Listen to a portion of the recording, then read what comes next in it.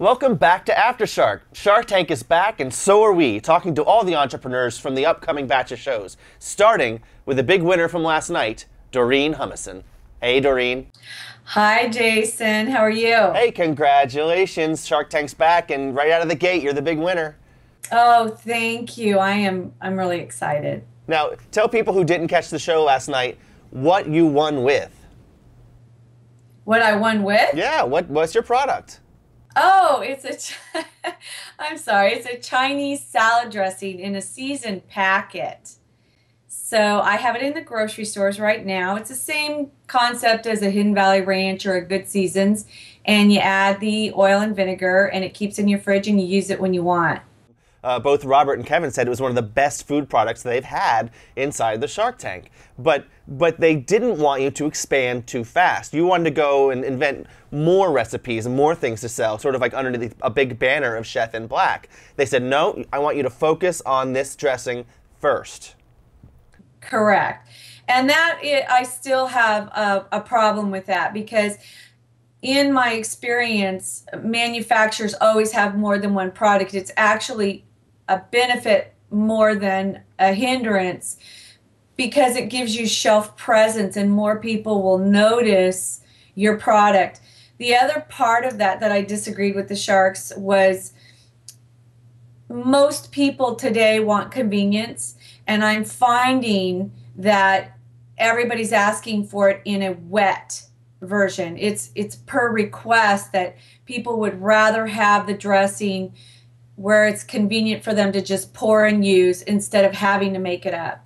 If you take the numbers on a dry category annually on a national level, the sales are $77 million a year, but on the wet category, it's $1.3 billion a year. Well, then why didn't you start in the wet category to begin with? Why did you start dry?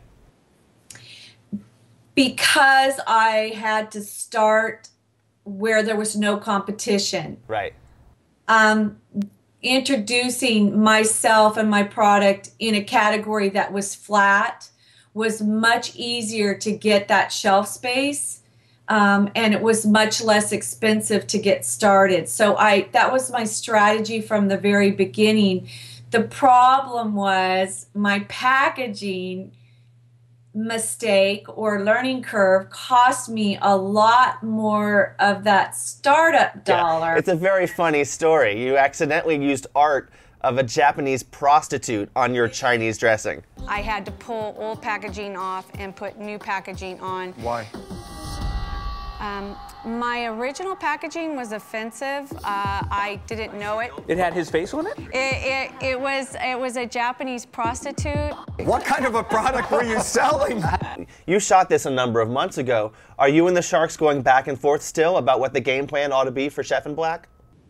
Yeah, yes, we are, and that is the problem is I need to move forward with the wet dressing, and that was the criteria that I stay with the dry. So there has been, some differences, and I am moving forward with the wet dressing. It will be available for supermarkets to buy within the next couple weeks. So is there any risk of the deal falling apart because you don't agree with the game plan for your product?